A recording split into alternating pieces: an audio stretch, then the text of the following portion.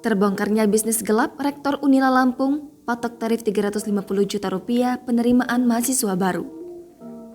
Rektor Universitas Lampung, Karomani meminta maaf kepada masyarakat Indonesia setelah dirinya ditangkap KPK. Karomani ditetapkan sebagai tersangka karena diduga menerima suap hingga Rp5 miliar dari orang tua calon mahasiswa yang mengikuti seleksi penerimaan mahasiswa baru jalur mandiri Unila. Karomani sebagai rektor memiliki wewenang untuk menentukan kelulusan calon mahasiswa baru yang masuk melalui seleksi mandiri masuk Unila atau Simanila tahun 2022. Ia kemudian memerintahkan bawahannya untuk menyeleksi secara personal peserta Simanila. Bawahan Karomani yang juga masih pejabat di lingkungan Unila meminta kesanggupan dan mengumpulkan uang dari orang tua mahasiswa. Pembayaran dilakukan setelah calon mahasiswa tersebut dinyatakan lulus Simanila.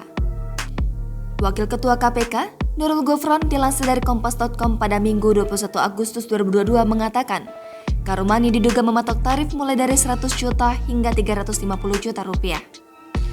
Jumlah keseluruhan suap yang diterima Karomani sekitar Rp5 miliar lebih. Sebagian uang tersebut sudah digunakan untuk keperluan pribadi Karomani.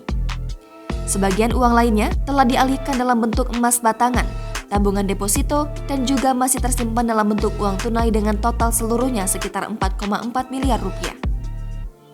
Dalam perkara ini, KPK juga menetapkan Karomani, Wakil Rektor 1 Bidang Akademik Haryandi, dan Ketua Senat Unila Muhammad Basri sebagai tersangka penerimaan suap.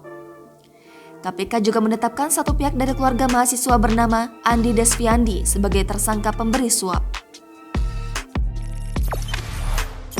Jangan lupa subscribe, share, komen, dan like ya!